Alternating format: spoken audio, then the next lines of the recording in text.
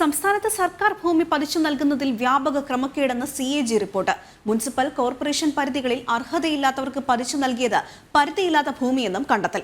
വിപണി വില ഈടാക്കാതെ പതിച്ചു നൽകിയ ഭൂമി വാണിജ്യ ആവശ്യങ്ങൾക്ക് ഉപയോഗിച്ചെന്നും വിമർശനം. സർക്കാരിനുണ്ടായ വീഴ്ചകൾ അക്കമിട്ട് നിരത്തി CAG റിപ്പോർട്ട്.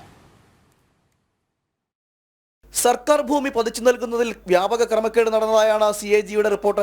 മുനിസിപ്പൽ കോർപ്പറേഷൻ പരിധികളിലെല്ലാം ഭൂമി പതിച്ചു നൽകുന്നതിൽ വ്യാപക ക്രമക്കേട് നടന്നതായും കണ്ടെത്തലുണ്ട്. ഓഡിറ്റ് നടത്തിയ ജില്ലകളിലൊന്നും പതിച്ചു നൽകാവുന്ന ഭൂമിയുടെയും സർക്കാർ ഭൂമിയുടെയും പട്ടിക തയ്യാറാക്കുവാൻ അധികൃതർക്ക് കഴിഞ്ഞിട്ടില്ല.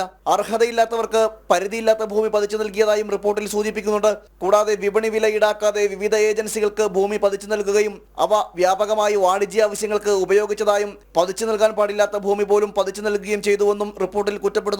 പാട്ടവാടക പുതുക്കുന്നതുമായി ബന്ധപ്പെട്ട് അധികൃതർക്ക് സംഭവിച്ച വീഴ്ചയും റിപ്പോർട്ടിൽ വിമർശിക്കുന്നുണ്ട്. ഉദ്യോഗസ്ഥരുടെ അനാസ്ഥ മൂലം ഖജനാവിന് കോടികളുടെ നഷ്ടമുണ്ടായതായാണ് കണ്ടെത്തൽ. കൺട്രോളർ ആൻഡ് ഓഡിറ്റർ ജനറൽ സർക്കാരിന് സമർപ്പിച്ച റിപ്പോർട്ടിലാണ് ഗുരുതര കണ്ടെത്തലുള്ളത്.